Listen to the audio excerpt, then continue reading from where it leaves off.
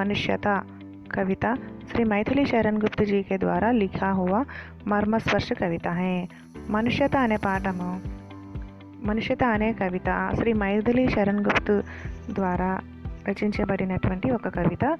ఇది మర్మస్పర్శ కవిత. మర్మస్పర్శ అంటే మనసుని హత్తుకునేటటువంటి కవిత. जिसमें श्री गुप्त जी मनुष्यता के बारे में बताया है. ఈ కవితలో శ్రీ గుప్తు గారు మనుష్యత మానవత్వం గురించి తెలియజేశారు. సారాంశం చూడండమ్మా.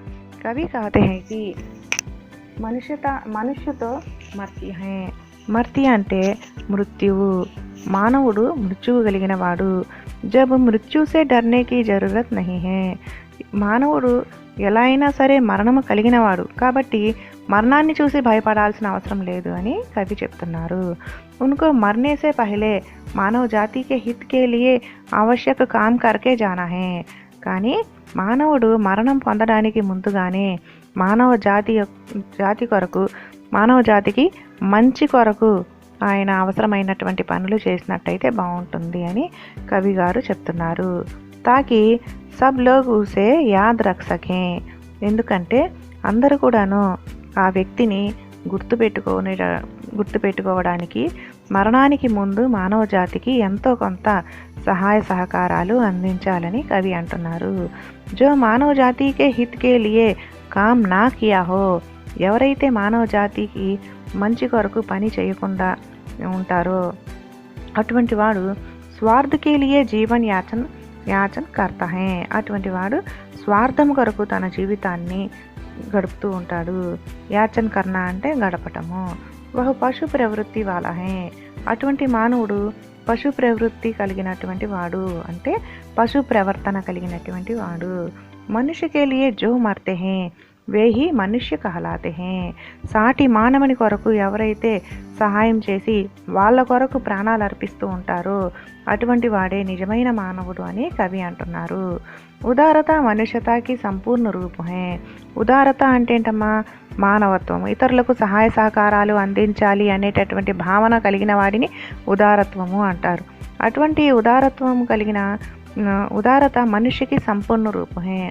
అటువంటి ఉదారత్వం కలిగిన మనిషే సంపూర్ణమైనటువంటి రూపము కలిగిన వాడు అని కవి అంటున్నారు. ఉదార్కి గుణగాన్ స్వయం సరస్వతి బి కర్తి హై. ఎవరైతే ఉదార భావము కలిగి ఉంటారో అటువంటి వాణి యొక్క గుణాన్ని సరస్వతీదేవి కూడాను మెచ్చుకుంటూ ఉంటుంది. और उदारता को ही इस दुनिया का కృతార్థ భావ్ మాంతి హై. ఉదారత్వము కలిగినటువంటి వ్యక్తిని ఈ ప్రపంచము కృతజ్ఞతాభావాన్ని తెలియజేస్తూ ఉంటుంది. जो उदार भाव से रहता है उसकी कीर्ति को दुनिया गाती है. ఎవరైతే ఉదార భావాన్ని కలిగి కీర్తిని जो उदार भाव से रहता है उसकी कीर्ति को दुनिया गाती है. ఎవరైతే ఉదార భావాన్ని కలిగి ఉంటాడో అటువంటి వ్యక్తి యొక్క కీర్తిని ఈ ప్రపంచం మొత్తం కూడాను చెప్పుకుంటూ ఉంటుంది. और పూజా भी करती है. అదేవిధంగా పూజ కూడా చేస్తూ ఉంటుంది. అంటే ఉదార భావం కలిగినటువంటి వ్యక్తి యొక్క గుణగానాలను ఈ ప్రపంచము కీర్తిస్తూ ఉంటుంది. పూర్ణ రూప్ ఆత్మీయ భావ్ జో is Duniya May Joe భర్తా high Wahan ఉదార్ high Wahan మనుష్యత high. పూర్తి రూపంలో ఆత్మీయ భావాన్ని ఈ ప్రపంచంలో ఎవరైతే నింపుతూ ఉంటారో అటువంటి వాడి యొక్క ఉదారత్వము అటువంటి వాడినే ఉదారత్వం కలిగిన వాడు మరియు మానవుడు అని అంటారు. మనుష్యత హై. మనుష్యత అంటే మానవత్వం కలిగినటువంటి వ్యక్తి అని అంటారు. మనుష్య జాతి కే హిత్ హేతు अपना शरीर का त्याग करने से भी नहीं डरना चाहिए. మనుష్య జాతి మానవ జాతి యొక్క మంచి కొరకు తన శరీరాన్ని కూడాను త్యాగం చేయడానికి ఎవరైతే వెనకడుగు వేయకుండా ఉంటారో అటువంటి వాడు నిజమైన మానవుడు. जिस प्रकार भूखे को अपना थाली देने वाले రతిదేవ్. ఏ విధంగా అయితే ఆకలితో ఉన్నవాడికి తన పళ్ళాన్ని కూడాను అంటే ఆహారంతో నిండినటువంటి ఒక ప్లేట్ని కూడాను ఇవ్వడానికి రతిదేవుడు వెనకడు వేయకుండా ఉంటాడు. ఆ విధంగా దాన ధర్మాలు చేయటము. దేవతాओं के लिए अपनी अस्तिजाल देने वाले ददीची. దేవతలకు కూడాను తన యొక్క అస్థిపంజరాన్ని త్యాగం చేయడానికి వెనక అడుగు వేయలేనటువంటి దదీచి మహామునిలాగా, మరియు శరీర్ కా మాంస దేనే వాలే ఉషి నరక రాజా, శరీరం యొక్క మాంసాన్ని ఇవ్వడానికి కూడాను వెనకడుగు వేయలేనటువంటి ఉషి నరుడు శిబి చక్రవర్తి లాగా, और कवचकुंडल दान देने वाला महावीर कर्ण आदि दूसरों के हित के लिए प्राण तक दे डालें। తనకున్నటువంటి కవచకుండలాలను కూడాను ఇవ్వడానికి సిద్ధమైనటువంటి కర్ణుడు ఇంద్రునికి తన కవచకుండలాలను దానం చేస్తాడు. ఆ విధంగా కవచకుండలాలను కూడాను దానం చేయడానికి సిద్ధపడినటువంటి కర్ణుడు ఎలా ఉన్నాడో అలాగా దూసరం కే హిత్ కే లియే ఇతరుల మంచి కొరకు తమ ప్రాణాలు ఇవ్వడానికి కూడాను సిద్ధపడినటువంటి అనేక మంది మహావీరుల్లాగా ఉండాలి అని కవి అంటున్నారు. और अपनी दान वीरता से वे मनुष्यता के वैभव को स्थिर रखा, వాళ్ళ యొక్క దాన వీరత్వంతో ప్రాణాలకు మించినటువంటి దానాలను ఇచ్చి వాళ్ళు మానవత్వం యొక్క వైభవాన్ని ఈ భూమి మీద స్థిరంగా నిలిపి ఉంచారు.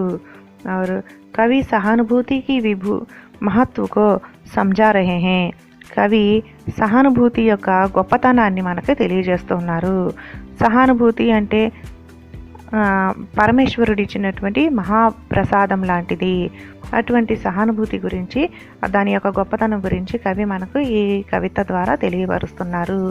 వే సహానుభూతికో మహావిభూతి మానహే, ఆయన ఈ సహానుభూతిని మహాప్రసాదంగా భావిస్తున్నారు. సహానుభూతి की शक्ति इतनी है कि वह सदा के लिए विश्व को वशीकृत कर सकती है.